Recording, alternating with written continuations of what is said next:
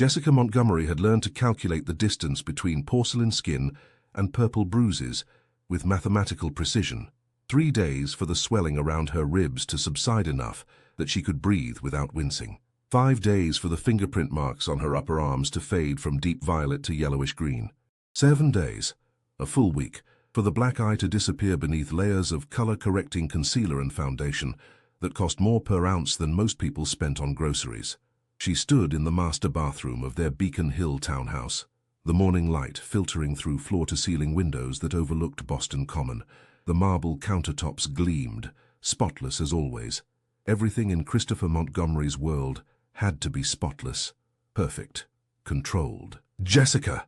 His voice echoed up the curved staircase, sharp with impatience. "We're leaving in 10 minutes. The brunch reservation is at 11.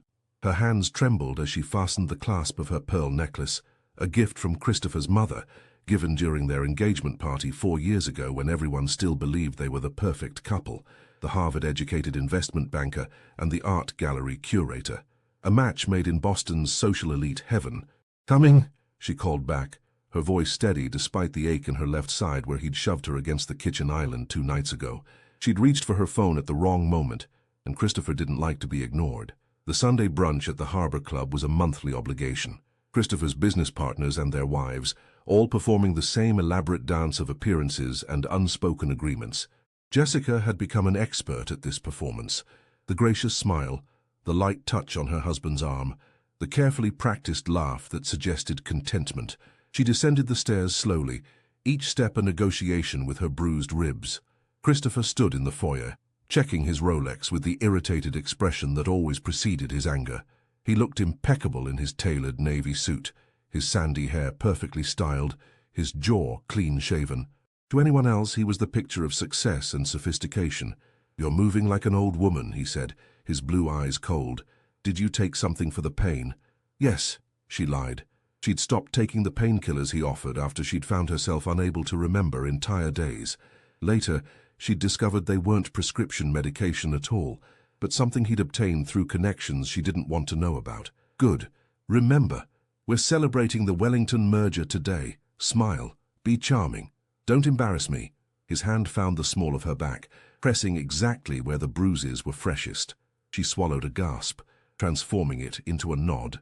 The drive to the Harbor Club took 20 minutes through Boston's pristine streets. Christopher drove his Mercedes with the same controlled precision he applied to everything.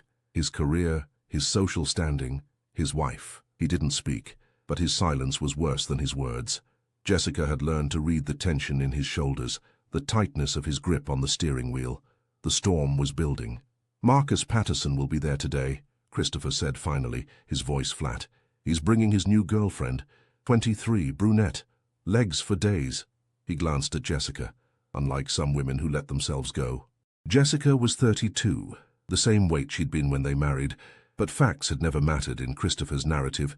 She remained silent, knowing that any response would be wrong. Agreement was weakness. Disagreement was defiance. Silence, at least, bought time. The Harbor Club occupied the top floor of a glass tower overlooking the waterfront. Jessica had once loved this place, the sweeping views of the harbor, the elegant decor, the sense of possibility that came with being part of Boston's elite. Now it felt like a stage, and she was an actress, trapped in a role she couldn't escape. They rode the elevator in silence. Christopher's phone buzzed constantly, messages from colleagues, alerts from the market, the endless digital pulse of his world. Jessica watched the numbers climb, 32, 33, 34, and wondered what would happen if she simply pressed the button for a different floor and walked away. But she knew the answer. Christopher controlled their bank accounts, their social circle, their entire life. Where would she go? What would she do? The elevator doors opened to reveal the familiar scene: white tablecloths, crystal stemware, and the carefully orchestrated gathering of Boston's financial elite. Marcus Patterson stood near the windows, his arm around a young woman who looked uncomfortable in her designer dress. Richard Chen and his wife occupied their usual table. Ellen Frost, the only woman partner at Montgomery & Associates, stood at the bar, her expression unreadable. "Christopher, Jessica." Marcus approached with outstretched arms, his smile wide and meaningless. "Congratulations on the Wellington deal. Brilliant work." Christopher's entire demeanor shifted. The cold, controlling man from the car disappeared, replaced by the charismatic businessman everyone knew and admired. He laughed, shook Marcus's hand, made a self-deprecating joke about luck and timing. Jessica stood beside him, smiling, playing her part.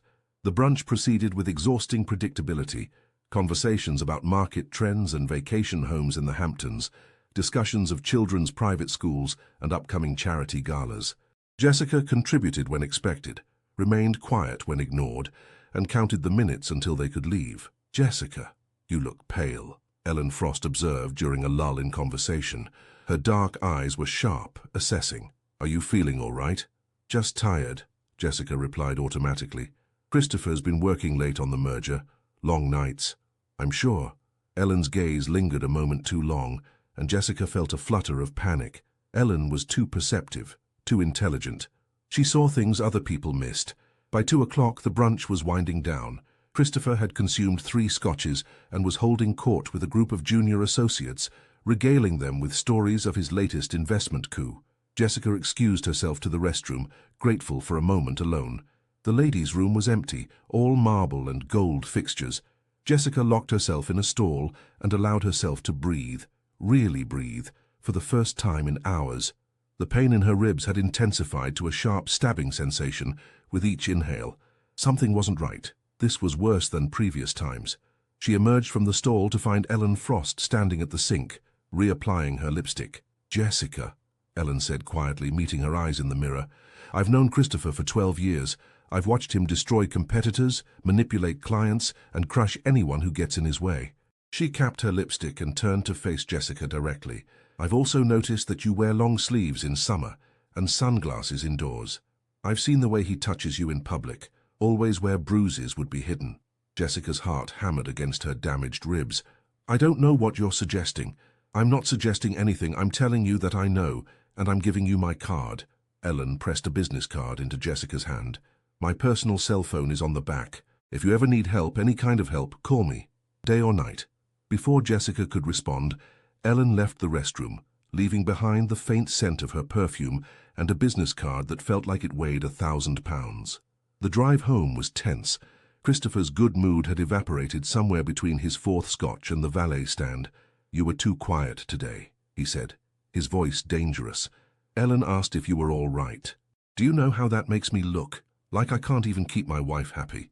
I told her I was tired. "You're always tired. You're always something. Tired, sad, anxious. Do you have any idea how exhausting it is to deal with your constant problems?" His hand shot out, grabbing her wrist and twisting. The car swerved slightly, then straightened. "I give you everything. This house, this life, and you can't even smile properly at a business brunch." The pain in her wrist was immediate and intense, but Jessica had learned not to cry out. Tears only made things worse. When they arrived home, Christopher headed directly to his study, slamming the door. Jessica went to the kitchen, moving carefully, each breath a reminder of her damaged ribs. She'd promised herself she would prepare dinner, salmon with roasted vegetables, one of Christopher's favorites. Maybe a good meal would improve his mood. She'd just placed the salmon in the oven when she heard his footsteps behind her. "I've been reviewing our credit card statements," Christopher said, his voice eerily calm. "You spent $200 at that coffee shop on Newbury Street last month, the one where your artist friends hang out." Jessica's stomach clenched. "I was meeting with a potential client for the gallery. It was a business expense." "You don't have a job anymore, Jessica. You haven't worked at the gallery in 2 years. You don't have business expenses. You have my money, which you spend on coffee dates with people I don't approve of." "Christopher, please." His hand connected with the side of her head, a stunning blow that sent her stumbling backward into the counter. Her hip struck the granite edge with brutal force. The room spun.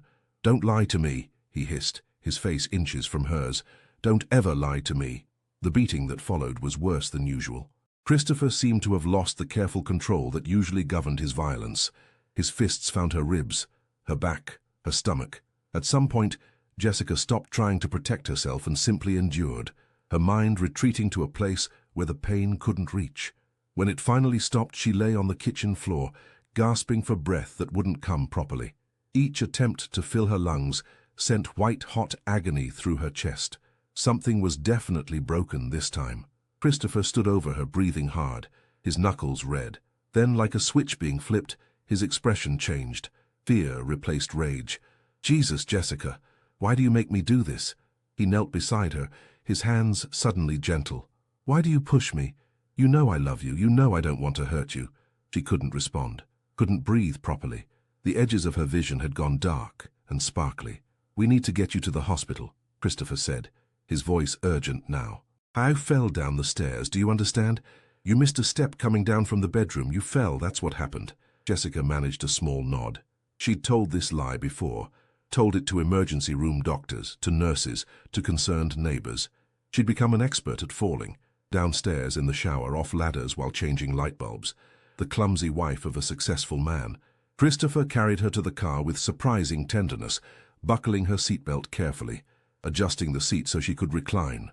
During the drive to Massachusetts General Hospital, he held her hand and murmured apologies, promises to change, vows that this would never happen again. Jessica had heard these words dozens of times. They meant nothing. The emergency room at Massachusetts General was crowded for a Sunday evening. Christopher supported Jessica through the automatic doors, his arm around her waist, his expression that of a devoted, worried husband.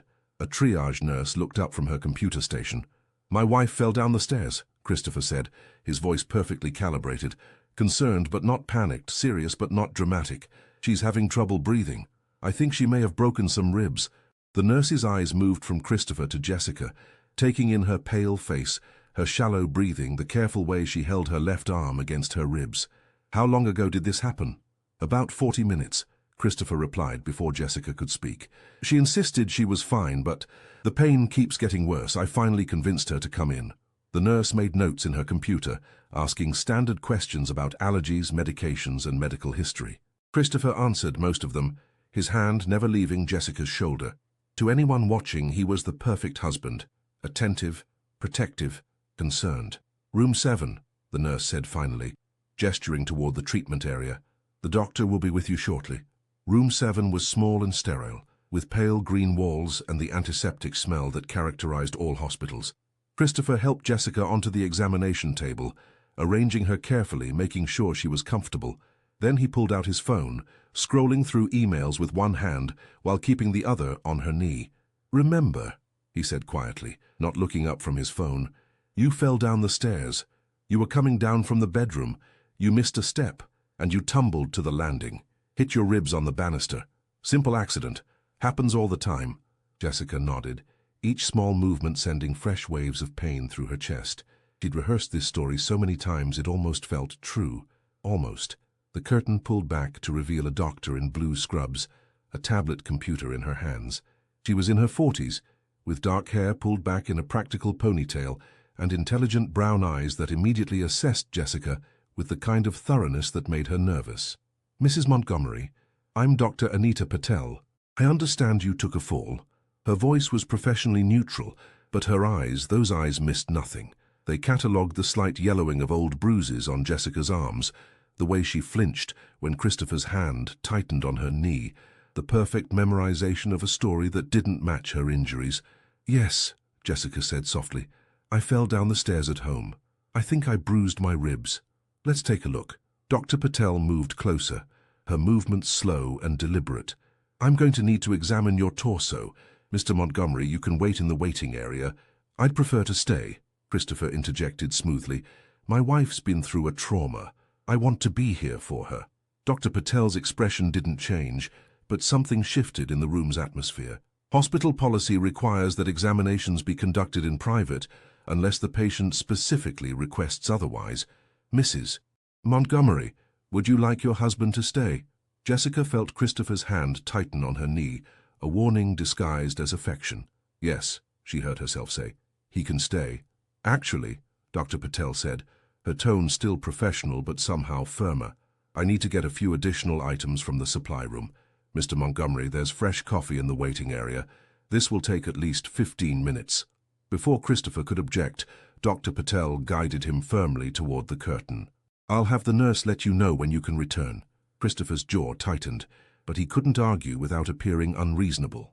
"I'll be right outside," he told Jessica, his eyes conveying a clear message. "Don't say anything stupid." As soon as he was gone, the atmosphere in the room changed.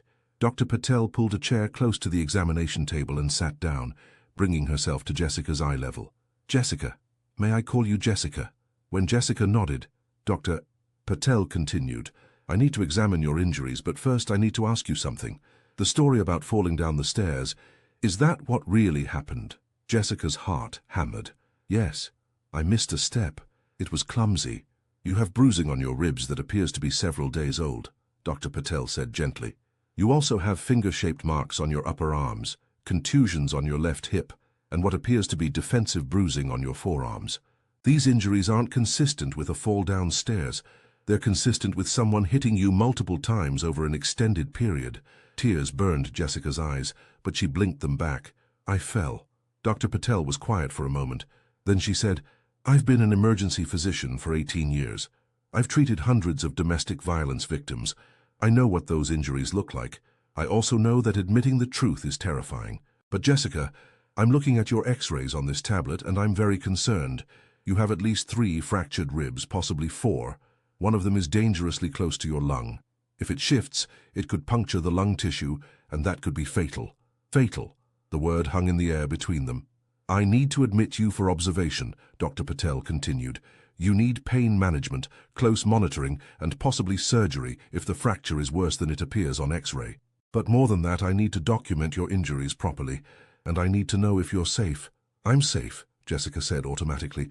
"My husband would never—" "Your husband has barely left your side since you arrived," Dr. Patel interrupted. "He answers questions directed at you. He maintains constant physical contact with you. He insisted on staying during a medical examination, which is a common control tactic. And when I asked him to leave, you were visibly relieved. Don't think I didn't notice." Jessica couldn't speak, couldn't deny it, couldn't admit it. "I'm going to document everything I see," Dr. Patel said. "Photographs, measurements, detailed notes. In Massachusetts, I'm not legally required to report domestic violence unless I believe you're in imminent danger or unable to report it yourself. But I am required to provide you with information about resources." She pulled a small card from her pocket, similar to the one Ellen had given her hours earlier. "This is the number for the Boston Area Rape Crisis Center. They have domestic violence counselors available 24/7. The second number is for Harbor Me, a domestic violence shelter that specifically serves survivors from affluent backgrounds." "I don't need a shelter," Jessica said, her voice breaking. "You don't understand. Christopher he's important. He has lawyers. He has connections. If I try to leave, he'll destroy me. He'll take everything. He'll make sure I have nothing." "He's already taken everything," Dr. Patel said softly. "Your health, your autonomy, your sense of safety. What's left to lose?" The question struck Jessica with unexpected force. What was left? Her life, diminished though it was. Her dignity, battered but not quite broken. The hope that Christopher would change, though that hope was becoming harder to sustain with each beating. "I'm going to admit you," Dr. Patel said, standing. "You need medical treatment regardless of anything else. While you're here, you'll have time to think, to make decisions, and you'll be safe, at least temporarily. I'll also be involving our social worker, Maya Hernandez. She specializes in domestic violence cases. You don't have to talk to her, but she'll be available if you change your mind." Before Jessica could respond, Dr. Patel stepped out, returning moments later with a nurse and a portable X-ray machine. The examination that followed was thorough and painful. Dr. Patel documented every bruise, every contusion, every mark. She took photographs with clinical precision, narrating her findings into a digital recorder. The nurse, an older woman named Ruth, held Jessica's hand through the worst of it, her grip warm and solid. When Christopher was finally allowed back into the room, his expression was carefully neutral. "How is she, doctor?"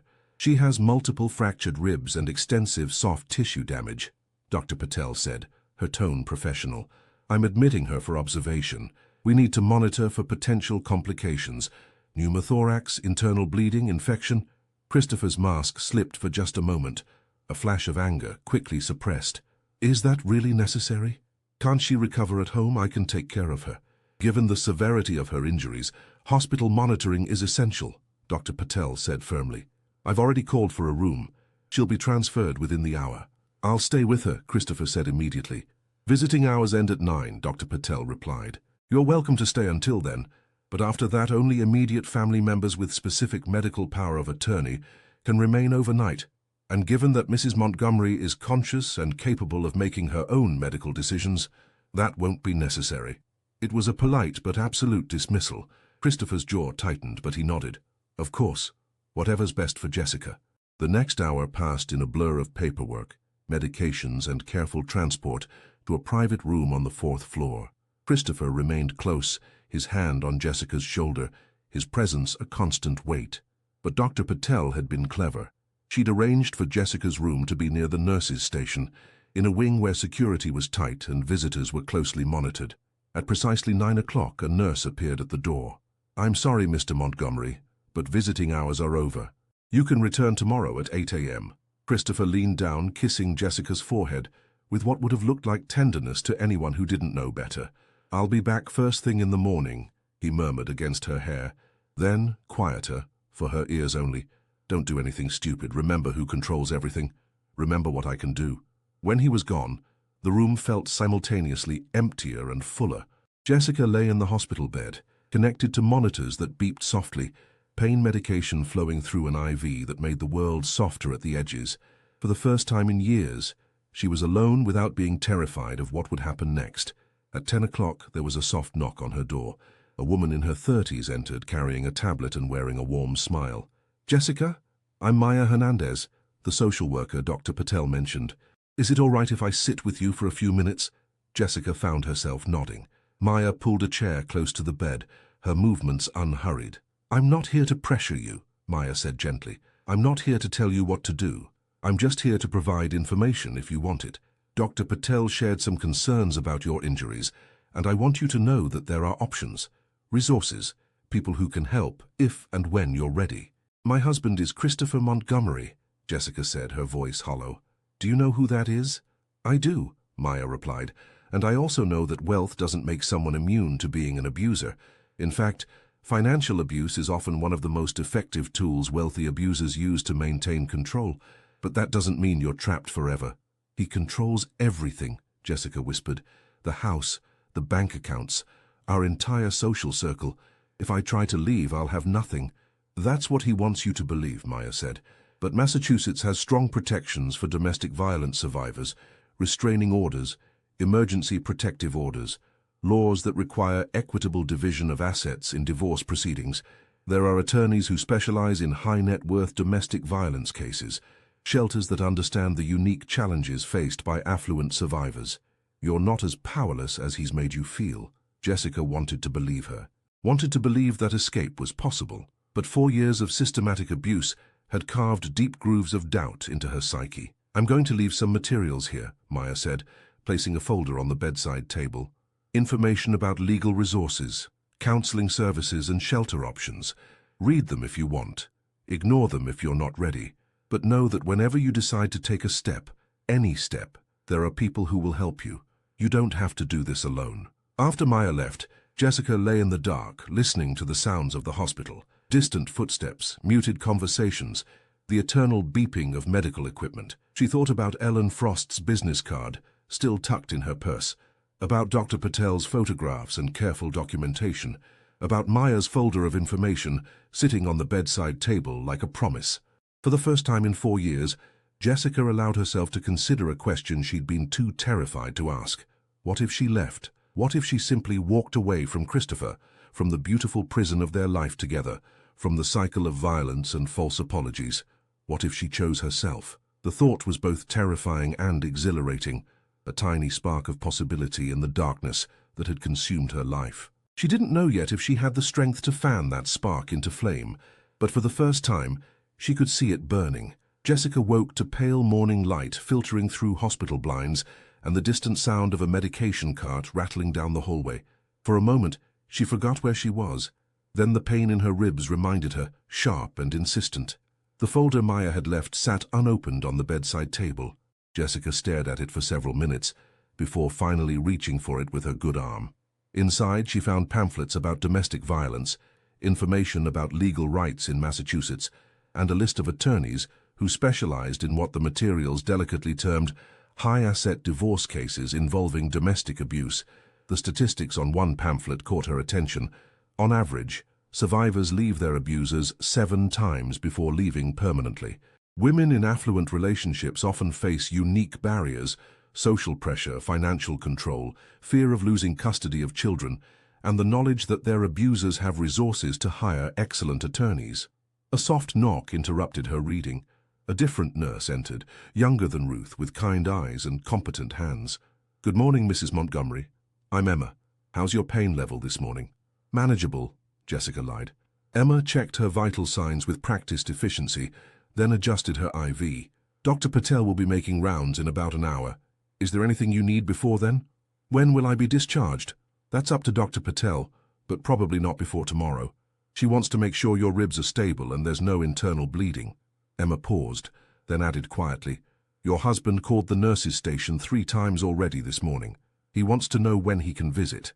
"I told him 8 o'clock like we told him last night." Jessica glanced at the clock. 7:23 a.m. 37 minutes of peace remaining.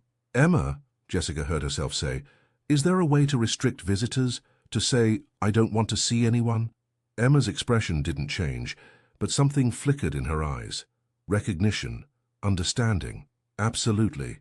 We can put that in your chart right now. You have complete control over who visits." "Would you like me to add that restriction?" Jessica's heart hammered. This was a line she'd never crossed before, actively refusing Christopher access, making her wishes known to medical staff. It felt simultaneously terrifying and empowering. "Yes," she whispered. "Please, consider it done."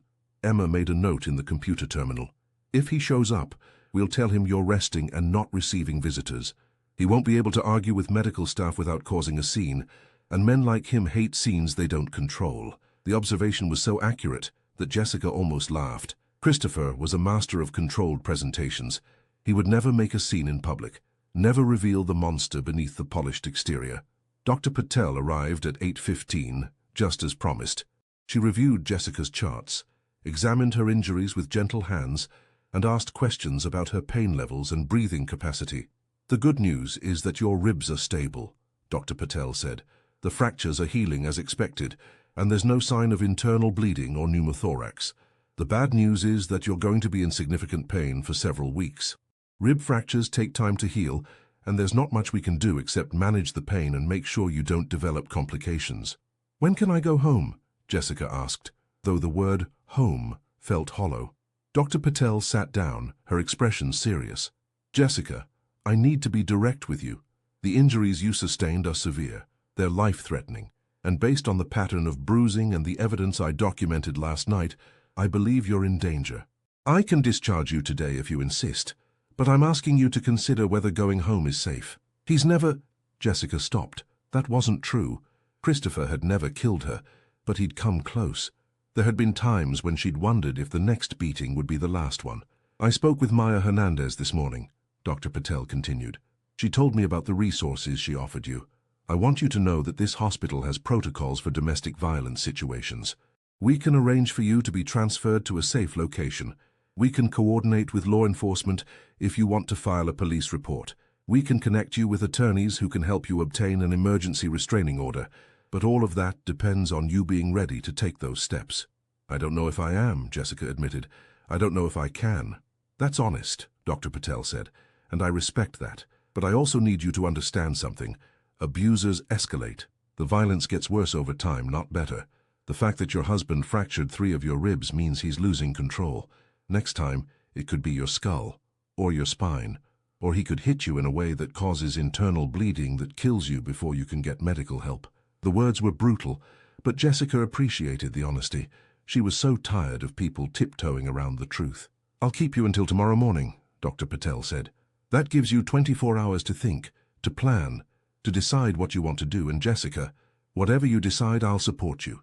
If you want to go home, I'll discharge you. If you want help leaving, I'll make sure you have every resource available. The choice is yours, that's important. Your husband has taken your choices away for years. I'm giving them back to you." After Dr. Patel left, Jessica sat in silence, staring at the folder of resources. Her phone buzzed repeatedly. Christopher calling, texting, demanding to know why the hospital wouldn't let him visit.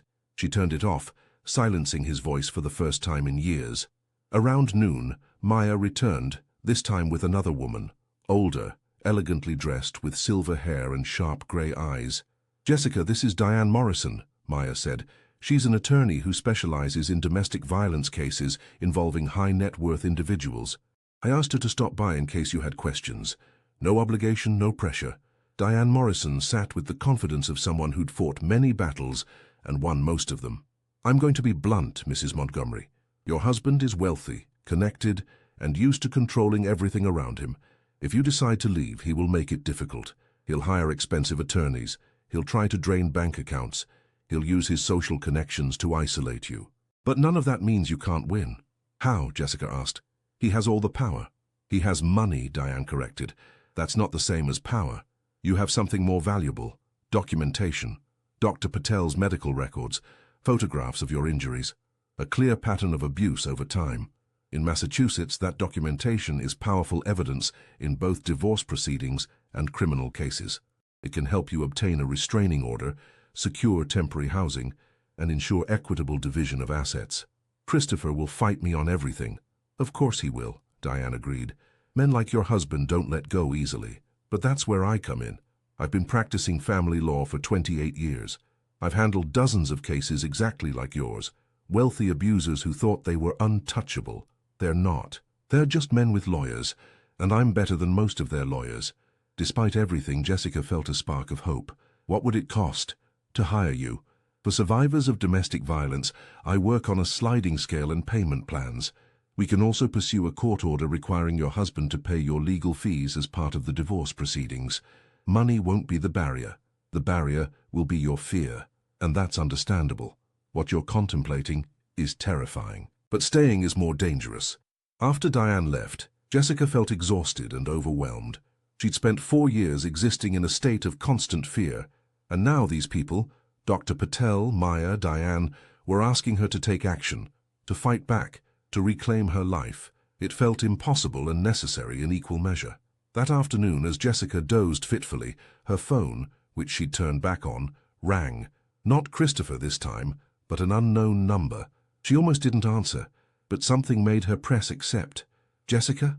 It's Ellen Frost, Christopher's colleague, the woman who'd given her a business card in the bathroom of the Harbor Club less than 24 hours ago, but feeling like a lifetime. Ellen, how did you... I called your cell phone. Christopher's been telling everyone you're in the hospital after a fall. I wanted to check on you myself. A pause. Jessica, I meant what I said yesterday. If you need help, I'm here. And I'm not just offering platitudes. I have resources, money, connections that Christopher doesn't control. I can help you leave him. Why? Jessica whispered. Why would you help me? You work with Christopher. You're his colleague. I work with him, but I don't respect him, Ellen said bluntly. I've watched him for years. The way he manipulates people, controls situations, destroys anyone who gets in his way. And I've watched you disappear bit by bit. 4 years ago you were vibrant, intelligent, full of life. Now you're a ghost. I can't stand by and watch him kill you, because that's where this is heading. Jessica felt tears burning her eyes. I don't know if I can do this. You don't have to know yet, Ellen replied. You just have to take one step, then another, then another. That's how you escape, one step at a time, and you don't have to take those steps alone. Maya Hernandez called me this morning. Yes, she has my number. We've worked together on other cases. She told me about Diane Morrison. That's good.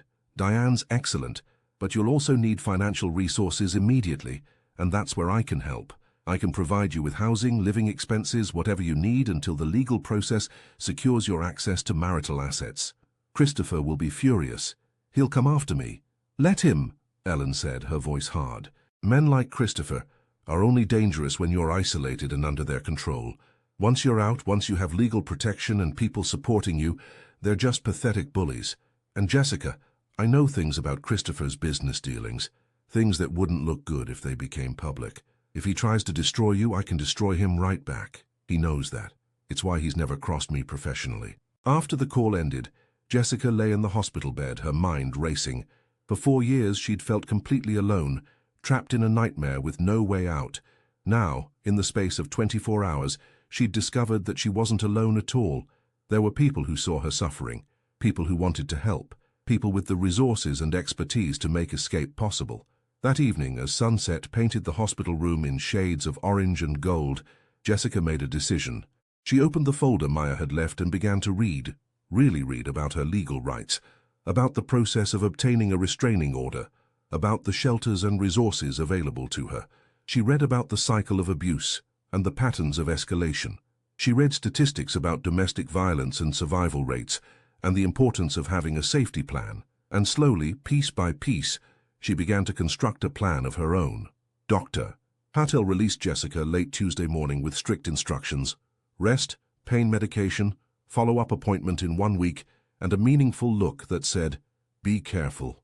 Jessica had made her decision during the long, quiet hours of Monday night. She would go home, but only to gather what she needed.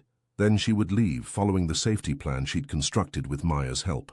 Christopher arrived at the hospital at precisely 11, as scheduled. He looked haggard, his usually perfect appearance slightly disheveled. "Jessica," he said, his voice thick with emotion.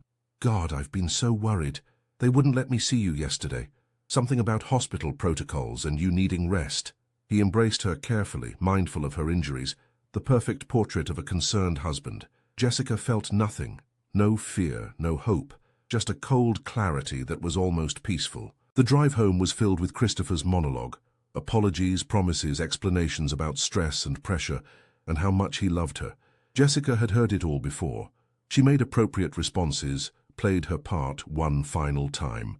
Their Beacon Hill townhouse looked exactly as it had when she'd left it Sunday evening, beautiful, expensive, and suffocating. Christopher helped her upstairs to the bedroom, insisting she rest while he made lunch. As soon as he went downstairs, Jessica moved into action. She'd packed mentally during her hospital stay, knowing exactly what she needed: important documents from Christopher's home office, birth certificate, social security card, passport, her grandmother's jewelry, the only valuable items that were solely hers, photographs from before her marriage, her laptop, and enough clothes for a week. Everything fit into a single travel bag that she hid in the back of her closet. Diane Morrison had been explicit: take only what belongs to you or what you absolutely need. Don't drain bank accounts or take items that can be claimed as marital property. You want to be able to say truthfully that you didn't steal anything. It removes a weapon from his arsenal.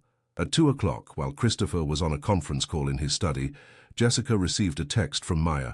"Car will be outside at 2:45. Blue Honda. Driver named Rashid. He'll wait 5 minutes. Bag only, leave phone. We'll get you a new one." Leave her phone. That was the hardest part. The phone Christopher tracked, monitored, controlled. But it was also necessary. As long as she carried it, he could find her. At 2:40, Jessica wrote a note. Simple, direct, impossible to misinterpret. "Christopher, I'm leaving. Don't try to find me. My attorney will contact you regarding divorce proceedings. Jessica." She placed it on the kitchen counter, grabbed her bag from the closet and walked down the stairs she'd supposedly fallen down 2 days ago. Each step felt momentous, weighted with symbolism. She was walking away from 4 years of abuse, walking toward an uncertain future, walking into freedom. The blue Honda was exactly where Maya said it would be. Rashid, a middle-aged man with kind eyes, nodded as she slid into the back seat.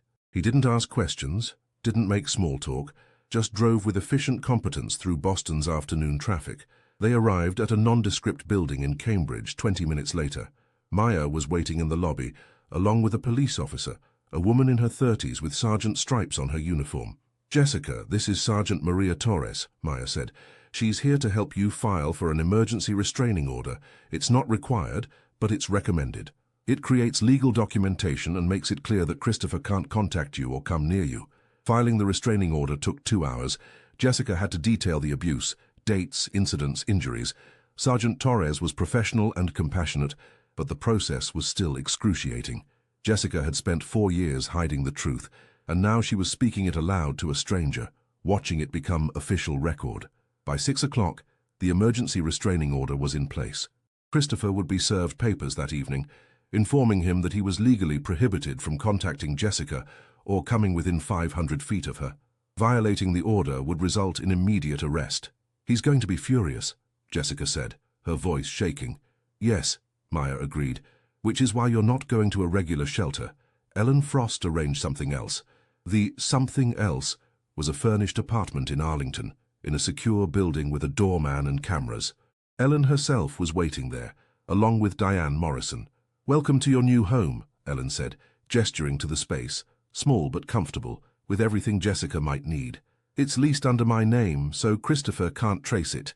The building security has been briefed that you're not to have visitors, except those you explicitly approve. Your new phone is on the counter, already programmed with numbers for Maya, Diane, me, and the police. There's food in the refrigerator, clothes in the closet. I guessed your size. And this. She handed Jessica a bank card. It's connected to an account with $20,000. Consider it a loan to be repaid whenever you're able. It should cover living expenses until the court orders Christopher to provide spousal support. Jessica stared at the card, overwhelmed. Ellen, I can't. Why are you doing this? Ellen's expression was complicated.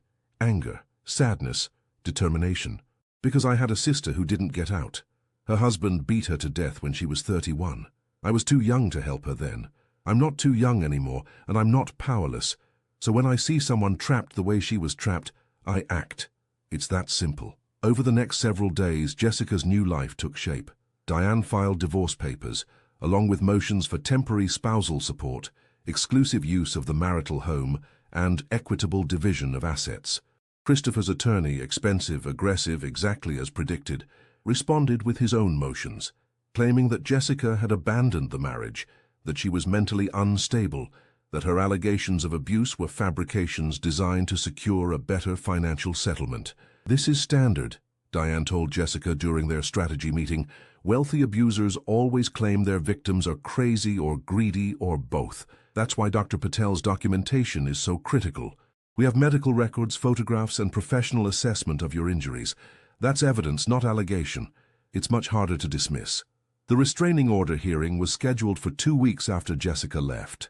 Christopher would be there, she knew. They would be in the same room for the first time since she'd walked out. The thought terrified her. Maya arranged for Jessica to meet with a trauma therapist, Dr. Rebecca Chen, who specialized in domestic violence recovery. The sessions were difficult, excavating years of abuse, examining the patterns of control and manipulation, working through the complex emotions of fear, guilt, and anger that characterized Jessica's experience. What you're feeling is normal, Dr. Chen told her during their third session. Survivors often experience guilt about leaving, fear of their abusers, and doubt about whether they made the right choice. Those feelings don't mean you did the wrong thing. They mean you're processing trauma. It takes time. Ellen visited frequently, bringing food and books and occasionally just sitting with Jessica in companionable silence. They talked about Ellen's sister, about Christopher's business dealings, about the ways that wealth insulated abusers from consequences. The thing about men like Christopher, Ellen said one evening, is that they believe they're untouchable. That belief makes them careless. I've been quietly documenting some irregularities in his financial dealings. Nothing illegal yet, but definitely unethical. If he pushes too hard in the divorce, if he tries to destroy you, I'll make sure the right people see what I've found. He knows I will. It's leverage. The restraining order hearing arrived too quickly. Jessica dressed carefully in a conservative navy dress and minimal makeup, following Diane's advice. Look professional, composed, credible. Don't give them any ammunition to call you unstable or dramatic. The courtroom was smaller than Jessica expected. Christopher sat with his attorney at one table, looking every inch the successful businessman. Expensive suit, perfect hair, expression of injured bewilderment. When Jessica entered with Diane, his eyes found hers immediately. The look he gave her was pure ice, and for a moment her resolve wavered. Then she saw Dr. Patel in the gallery, there to provide testimony if needed, and Maya, and Ellen, and Sergeant Torres. She wasn't alone. The hearing proceeded with legal formality. Diane presented evidence, medical records, photographs, Dr. Patel's written statement, Jessica's own testimony. Christopher's attorney argued that the injuries were from a fall, that Jessica was exaggerating, that there was no credible evidence of abuse. Judge Patricia Holland reviewed the materials with a stern expression. She was in her 60s, with a reputation for being tough but fair. Mr. Montgomery, she said finally, I've reviewed the medical evidence presented by your wife's attorney. Dr. Patel's documentation is thorough and compelling. The pattern of injuries she describes is consistent with domestic violence, not with a fall. Unless you can provide evidence that contradicts this assessment, I'm inclined to grant the permanent restraining order. Christopher's attorney stood. Your Honor, my client adamantly denies these allegations. Mrs. Montgomery is making false claims to secure a more favorable divorce settlement. This is a calculated attempt to— Counselor, Judge Holland interrupted, I've been on the bench for 22 years. I've heard that argument in dozens of cases. Sometimes it's true, often it's not. In this case, I have medical evidence from a credible physician that documents a pattern of abuse. I'm granting the permanent restraining order. Mr. Montgomery, you are prohibited from contacting your wife directly or indirectly. You may not go within 500 feet of her residence or workplace. You may not contact her via phone, email, text, or social media. Any violation will result in immediate arrest. Do you understand? Christopher's face had gone pale, then red. Jessica could see the rage building behind his carefully controlled expression. Yes, Your Honor, he said, his voice tight. Good. This hearing is adjourned. Outside the courtroom, Jessica felt like she might collapse. Diane steadied her. Maya appeared with water, and Ellen simply put an arm around her shoulders. You did it, Ellen said quietly. The hardest part is over. But it wasn't. Not quite. The divorce proceedings stretched over 6 months. Negotiations, depositions, financial discovery, and endless legal maneuvering. Christopher fought every single point, tried to hide assets, attempted to claim that Jessica had no right to marital property because she'd abandoned the marriage. Diane dismantled every argument methodically. The medical evidence made it impossible for Christopher to maintain his image as the victim. His attempts to hide assets were discovered and documented. The court ordered him to pay temporary spousal support and Jessica's legal fees. Through it all, Jessica built a new life. She started volunteering at a domestic violence shelter, using her experience to help other survivors. She reconnected with friends she'd lost during her marriage, including several women from the art world who welcomed her back without judgment. She found a small apartment of her own, modest compared to the Beacon Hill townhouse but entirely hers. The divorce was finalized in March, 8 months after Jessica had walked out. The settlement was equitable. Jessica received half of the marital assets, including enough money to live comfortably, start her own small art consulting business, and repay Ellen's loan with interest. Christopher was required to maintain the restraining order provisions as part of the divorce decree. On the day the divorce became final, Jessica met Ellen, Maya, Diane, and Dr. Patel for dinner at a small Italian restaurant in the North End. They toasted with wine and water, celebrating not just the legal victory but the deeper triumph, Jessica's reclamation of her own life. What will you do now? Dr. Patel asked. Jessica considered the question. For 4 years, her life had been defined by Christopher's control. For 8 months, it had been defined by the process of leaving him. Now, finally, her life was just hers. I'm going to live, she said simply. Really live. Do the things I stopped doing. Reconnect with my passion for art. Maybe travel. Definitely keep working with domestic violence survivors. I want to use what I learned to help other women escape. You already are, Maya said warmly. The women at the shelter talk about you constantly. You give them hope, proof that escape is possible even from wealthy, powerful abusers. The conversation turned to other topics. Books, movies, travel plans, the ordinary stuff of life that Jessica had been denied for so long. As she laughed at one of Ellen's dry observations about Boston politics, Jessica realized something profound. She was happy. Actually, genuinely happy, for the first time in 4 years. The road ahead wouldn't be easy. She still had nightmares, still flinched at sudden movements, still carried the scars, physical and psychological, of Christopher's abuse. But she was free. She was safe. She had rebuilt a community of people who cared about her, who supported her, who saw her value. And that, Jessica thought, was everything.